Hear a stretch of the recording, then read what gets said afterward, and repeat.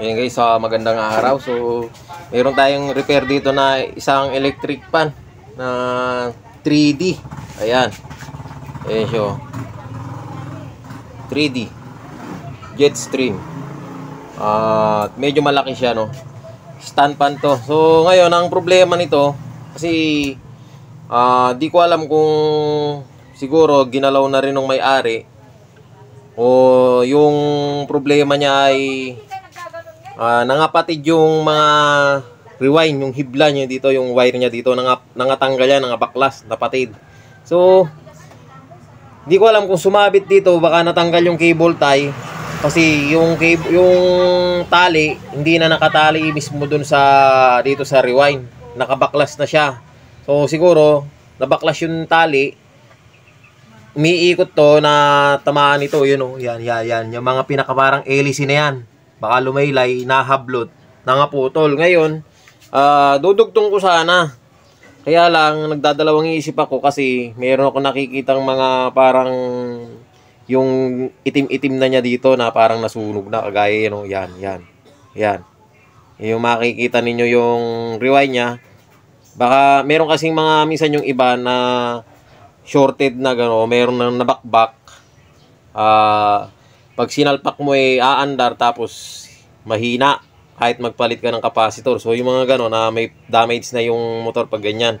So saka isa pa, maliliit na yung natirang hibla. So mahirap na idugtong yan kasi bakit nga nagkaroon ng short circuit, bumakjab. So iwas tayo sa backjab pag ganyan. So ngayon napapalitan natin siya ng motor. Bibili tayo ng panibagong motor kasi hindi naman tayo marunong mag-rewind nito. So hindi ko pa kuhan yung pagre-rewind ng electric fan saka malang magnetic wire. So bibili tayo ngayon ng rewind. Mayroon naman nabibili dito na rewind ng ganito. Kaya lang iba-iba ang sukat nito eh. Yung kapal. So yung bilog niya dito sa gitna. So kaya dadalhin natin to. At nag-usap na kami ng may-ari. Kasi bago pa lang daw to. Ngayon, ayaw na sanang ipagawa nung may-ari dahil medyo mataas ang ano nito eh. Ang singilan namin sa ganito pagpapalit ng motor, lalo na pag ganito malaki yung motor niya. So, medyo mataas. Ngayon, sabi niya magdaragdag na lang daw ng konti, bago na. So, sabi ko, singil ko kasi dito, 700. So, bakit 700? Kasi medyo malaki yung rewind. So, tapos, labor pa, di ba? So, nagkukan ako ng ganong presyo kasi minsan, yung iba, pag siningil mo ng mababa, sira may ibang sira pa. Pag inaikabit mo na yung motor, may iba pang sira. So, another pyesa na naman. So, kaya 700 ang singil ko sa kanya. Ngayon, sabi niya sa akin, bakit daw ang mahal? Magdagdag na lang daw siya ng konti, bago na. So, sa mga customer natin dyan, hindi naman natin pinipilit na papalitan niya ng motor. Siyempre, nasa sa inyo naman yun na customer. Kaya lang, sa ganito kasi marami talagang naglabasan ngayon na electric fan. Mura na lang. So, meron nga iba, 700. Makakabili ka ng 700, brand new na. So, kaysa papalitan mo ng motor, bumili ka na lang ng bago, di ba? Kaya lang, yung mga ganito kasing stand fan, lalo na pagka ganyang klase ng electric fan, hindi lang sabi nung iba, 1,000, hindi lang kasi nagtingin-tingin ako, nasa misan, abutin pa doon ng 1,500, meron iba 1,200, o kaya yung iba, abutin pa ng 1,800, ganon, 2,000. Depende sa klase. Pero ito, medyo malaki, siguro nasa kwanto, 1,500, di ba baba ng 1,500 to. So, pag pinapalitan mo siya ng motor, pinayos mo, sa halagang 700, di panalo ka pa rin kaysa bibili ka ng bago, di ba? O tapos mabili mo China, yung mabili mo yung mumurahin ba? Meron kasi mga mumurahin eh. Ang motor niya yung aluminum. O mabili mo yung ganon, isang buwan mo lang ginamit, sira na, di ba? So kaysa bumili ka ng bago, pwede naman pa-repair pa. 'Yon, para sa akin lang sa customer ko, nasa sa kanila na kung paayos, pabibilihan ng motor o hindi. Pero ito nag-usap na kami. Sabi niya, pumayag siya, sige, bibilihan daw ng motor. So, bilihan natin siya ng motor. Tapos, mamaya nakabili, update ko kayo, ikabit natin. Ayan guys, tutuloy na natin yung video natin na dito sa electric pan, ano. At nakabili na tayo ng motor. So ito. Ito bago. At wala kasi tayong kasukat dito, kaya bumili ako sa iba. Meron kasi ako dito, kasukat niya. Yun nga, yung butas sa gitna, maliit, ay malaki. So ito ngayon, mukha tayo bago. Para wala nang masabi yung may-ari na ano, kaya binilihan ko na. So ito, salpak na natin. Tingnan natin. Kasi ano nagkatalo lang dito. Masok naman. Yun. Pasok na. Yo. Ay, kainam. Kaya lang ito, syempre, bago natin siya isalpak, check muna natin yung shafting niya. Tignan na rin natin. Saka yung bushing. Harap likod.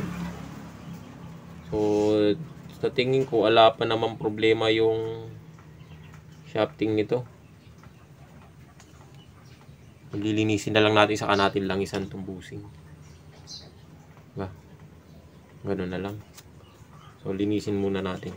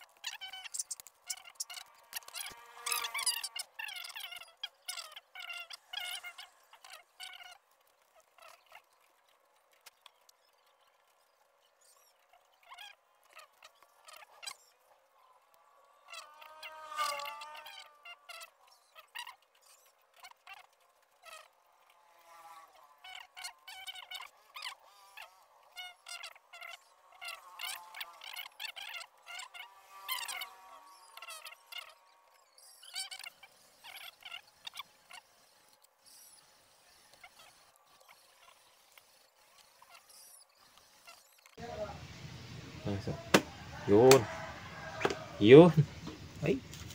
Inam. Oh, pipihit natin. Mali. Yan, pihit. Yun. Bakit pinihit ko? Kasi dapat itong wire dito sa side na to. Dito. Sa gawing kaliwa. Kapag pumunta siya dito, pag nakaharap sa iyo, gawing kaliwa. Pag pumunta sa kanan, dito lumusot, iikot pa dito yan. So, dito lang tayo sa gilid. Ganyan. O, diba? Ang capacitor nito, tingin ko na sa 1.5 lang eh. Testingin natin na kabitan ng 1.5. Ang nakakabit kasi dati dito yung original niya, 2 UF. Ngayon ikakabit ko 1.5. Kapag malakas sa 1.5, pwede na. Ngayon, kapag medyo mahina siya, 2 UF. Malaki pa yung clearance. Oh. Kulang pa ng spacer. Laki ng niya, ng alog eh. Papalit tayo, ay dadagdag tayo ng spacer. Kailangan kasi gumit na yung rotor niya doon sa stator. Kapag hindi siya gumit na, mas lamang dito sa likod o mas lamang doon sa harap. Bagay, yung minsan yung iba, napapansin ko, meron, hindi naman nakagitna eh. Meron yung iba, lamang yung likod. Okay lang, umiikot naman. Ewan ko ba kung anong ganda, pero mas maganda kung naka-align. Kung sakto o tama ang kabit.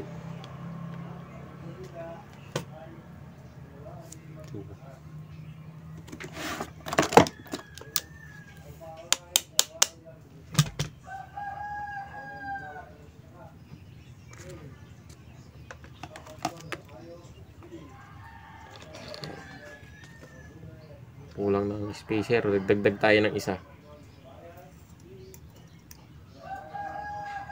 Para sakto.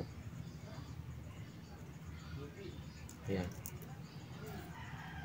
Good. Tapos lagyan natin ng langis.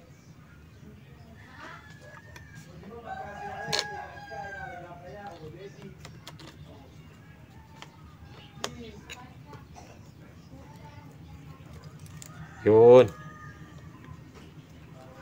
May alag. Yun, meron. Ay, sakto lang. Ay, kainap. Yan. Mas maganda kung may alog. Bagya. Yung atras ulong ba. Kasi pagka saktong-sakto lang. Pangit yung pagka nag-init na mamaga yung spacer na plastic. Pagka namaga yun, wala na. Hihigpit na. Yun yung pagmumula ng sira. Higpit.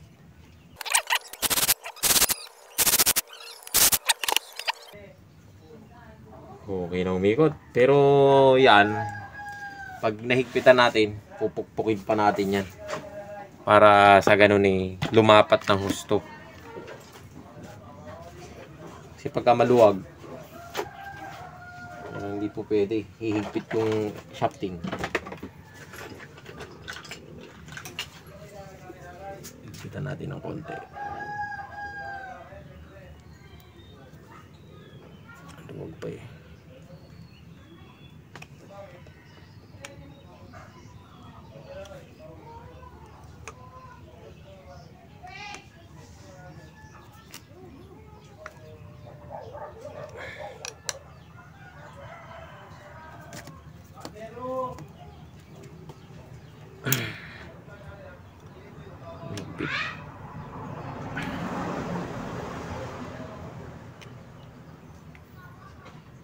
Yun o.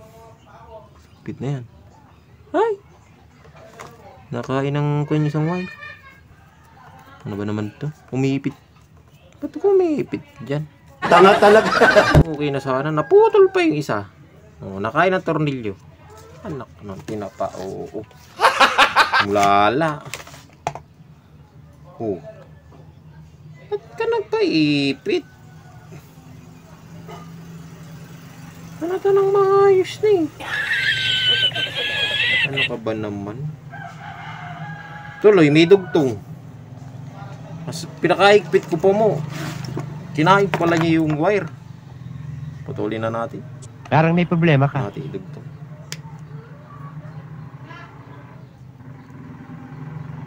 Mulala.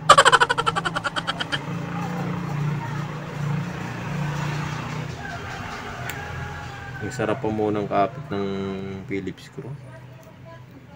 Yung kagat niya.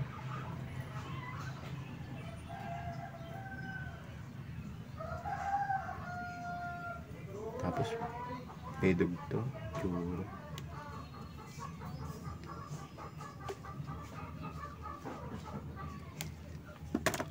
Hinakin na lang natin. Saka natin idugtong. Okay na sana eh. Yun o. Hinakin ng tornilyo dito, naputol. Naiipit yung wire. Mulala.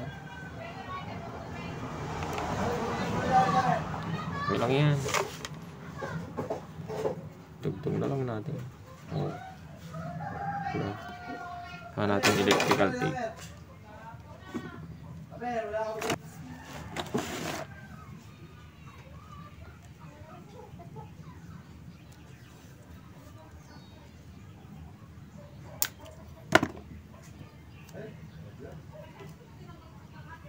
Hindi kasi napansin. Mulala talaga.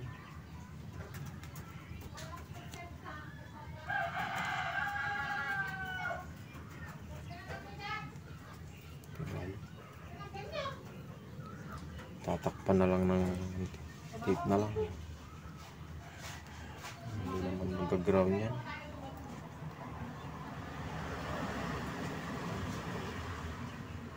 Tapos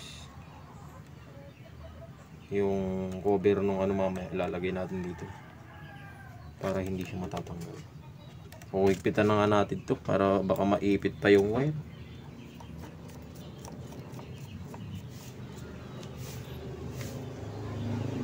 Ayan. Higpit. Ito yung mga kwan dyan. Pag nahigpitan nyo na, hihigpit tong ehe. Ngayon, ang gagawin dyan, pukpukin nyo lang. Oh, okay na. Oh.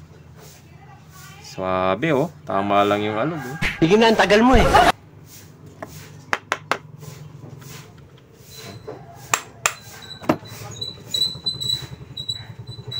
Oh, di ba? Okay na. Yan, tanggalin na natin yung tornilyo dito para maikuan natin. Wiring na natin. Kung hindi kasi yung kuan, ito na lang.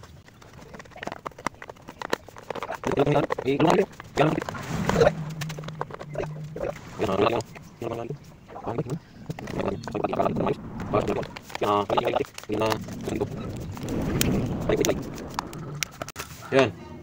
Tanggal na. Spaghetti pababa. Yan. Pasok natin tong spaghetti, yung wire sa spaghetti. Para pagdating do sa ano, sa ibabaw, hindi siya pangit na nakikita sa kasaliig na busalsal yung wire. Okay niya, no? Yan. Para matakpan na rin yung electrical tape natin, kapangin. May dugtong. Yan, ganyan. Para di matatanggal. So, yon. Tapos, ito. Kadalasan to nakatornilyo dito eh. Nakalagay na tong capacitor dito pa nila nilagay. Baliktad. Tanggalin nga natin tong capacitor na to. Hindi naman ito yung gagamitin natin. 2UF to eh.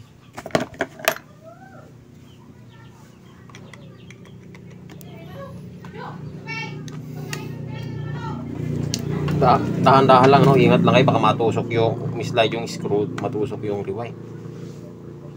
Kung ito ayaw matanggal, matigas. Tanggalin nga natin, sayang. Pwede pa itong capacitor na to. Pupulsuling ko na lang. Hindi ko na siguro may pakita yung pagtanggal ito at matigas, mahirap tanggalin. Para hindi ahaba yung video natin. So yun guys, natanggal na natin yung capacitor. Ito na. Ay tornilyo. Ngayon, itong wire, lalagyan natin ng ano ba? Ito, ganito. Plastic na iipit dito. At ito tornilyo natin dito. Siyang ito tornilyo natin. Yung plastic. Yun. Para hindi pangit na nakikita. At yung capacitor lalagay na natin sa ibabaw.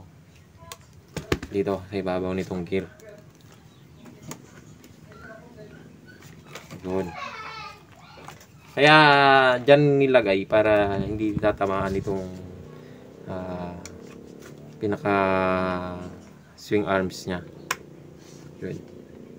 Yung tornilyo natin.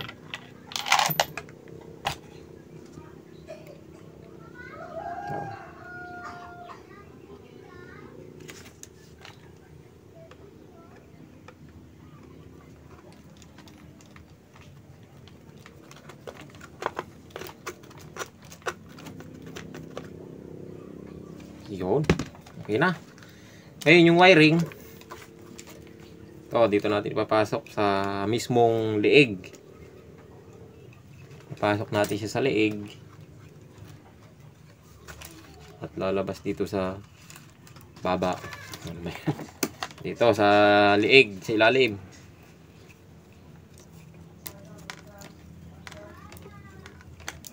Yun. So, di maganda nakikita kaysa kagaya kanina, naka-open lang. Yung mga ganitong electric pa na rewind, ang common nito, green. Ngayon, para makasigurado ka, titesterin natin yan. Pakita ko sa inyo mamaya paano siya malalaman na kung ano yung sa mga baguhan lang kasi sa mga expert alam na ito eh. Yon, ito na yung wiring nya. Yung dalawa sa ibabaw, yung yellow, ito capacitor yan. So ito ang common nito green. Parang masabing green kasi kapag ang common, malalaman mo yan pag tinester mo. Kailangan kasi meron kang tester. Yan. Yata kita eh. Yun. Hoy, kita na. Kita, kaliwanag. So, ilalagay natin siya sa X10. So, yun. Buo naman yung ating tester. So, hahawakan natin yung apat na wire. Kaya ako nasabing yung green yung common kasi yung common nakakonekta siya dito sa capacitor. Dapat short, magkadikit yan. Tetesterin natin, hahanapin natin yung magkadikit. So hindi pumalo ng continuity niya, hindi sumagad, bagya lang. So ilipat natin doon sa isang capacitor. Yan, sa isang wire. Tapos testerin natin yung green. Dapat papalo yan ng sagad. So yun, pumalo ng sagad. So ibig sabihin, diyan kasi kinakabit yung fuse sa common saka dun sa capacitor. Dapat magkadugtong yan. Hindi parehas na magkadugtong yung common saka yung dalawang wire ng capacitor. Yung isa lang. So hahanapin nyo dyan yung karugtong nya. Kapag ganyan, yung yellow, yung sa capacitor, saka yung, kasi pag tinest mo yung mga wire nya, halimbawa, dito tayo sa white, ayan, white, hindi naman mag-short yan, hindi na magdidikit, hindi papalo yan ng sagad. So, hindi sila magkarugtong. Sa red, ganun din. Hindi magdudugtong yan. So, ganyan lang. Pagdating sa black, ganun din. So, yung karugtong nya, yung kulay green. So, yun, no? So, ibig sabihin yung green ang common. Kasi yung common, nakadugtong yan dito sa isang wire ng capacitor. So, kahit saan dyan, tetesterin ninyo kung alin doon yung karugtong, yun yung line, yung common nya. So, nahanap na natin common, kulay green. Binuhol ko na. Ayun, common. Ngayon, nahanapin natin yan yung number 1, number 2, saka number 3. So, yung pinakamataas na reading sa tester, yun yung number 1. So, pag bumababa, lumalakas. Nagiging number 2, number 3, ganun. So, yung pinakamataas na reading, yun ang number 1. So, hahanapin lang natin. So, yan. Tatandaan nyo lang yung palo niya kung saan banda. So, para malaman ninyo kung saan ang number 1, number 2, number 3. So, ngayon, ganyan lang yung gagawin natin. Pag hindi pa ninyo kabisado. So, ang reading na medyo mataas ay yung number ay kulay white.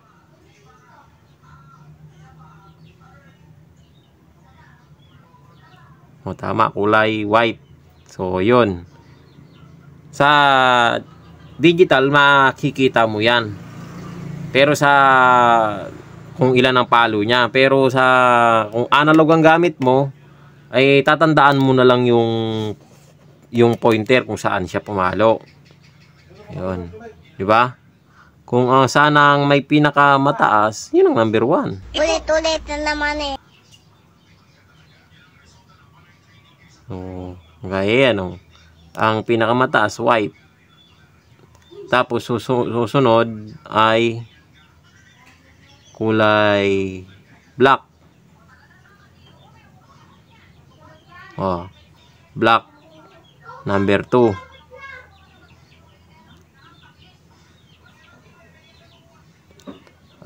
Number 1 white, number 2 black, number 3 yung red. So, white, black, red. So, ganun lang siya. Ganun lang kadali. Tapos, ngayon, nalaman na natin, ihinang na natin siya dito sa pindutan niya, sa switch. So, makikita nyo naman dyan yung mga pinipindot. Kung saan dyan yung number 1, number 2, number 3, doon nyo lang siya ihinang.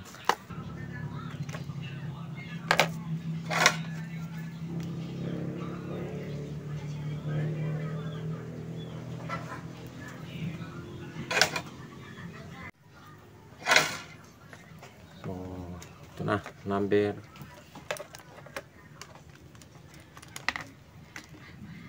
2.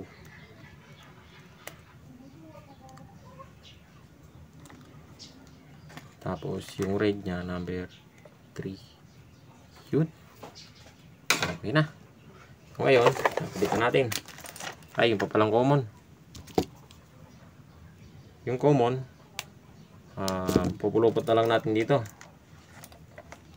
Meron naman siyang connector na ano eh. Yun. So, lalagay natin ulit ito.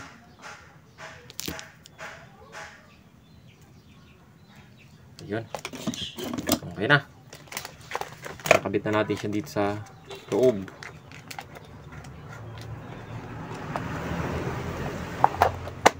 Yun. Pwede na natin siyang tornilyo.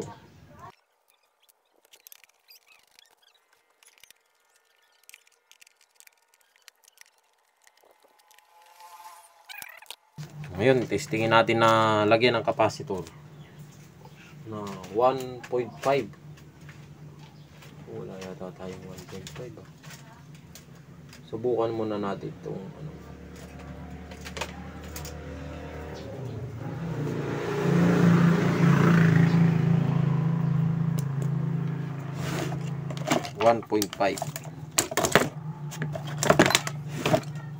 Hinangin na lang natin. Ayun. Ito. Pwede naman.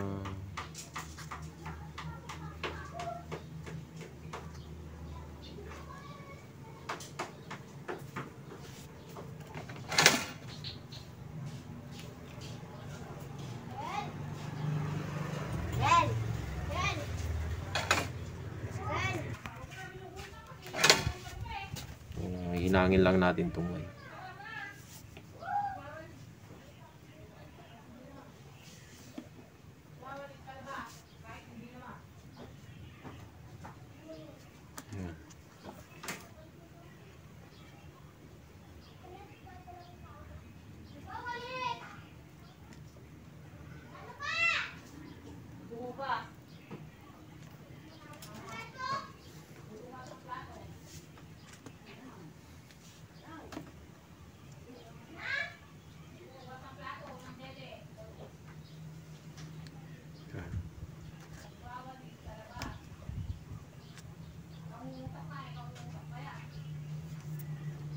Ayan.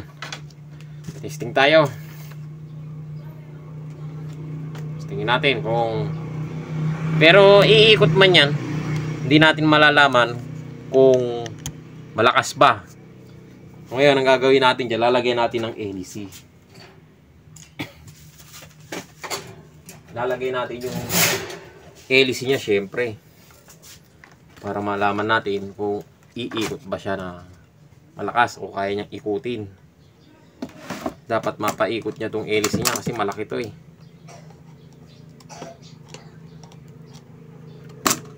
Kakabit natin muna yung LEC. Laki ng LEC. 18 inches yata ito.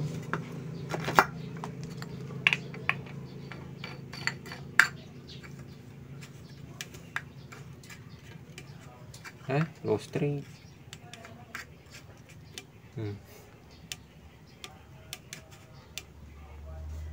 Low straight yun niya. Mamaya palitan natin. Okay, testingin muna natin kung iikot ba ito. Siyempre, testing muna tayo ha. Baka mamaya pa hindi umiikot. Pwede yung capacitor sira O mahina kasi second hand lang yan. So, pindot tayo number 1. Yun, umikot. Malakas. Uy. Suwabe. Bright na bright ka talaga. Yan o. Uy.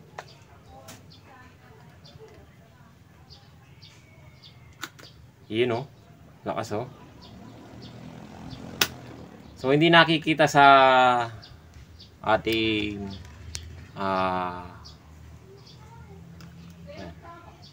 camera. So, paintuin muna natin. Ayan. So, okay naman yung ikot niya, oh. Malakas. At swabe ikot. 1.5 ang capacitor na kinabit ko. Number 2. So, malakas.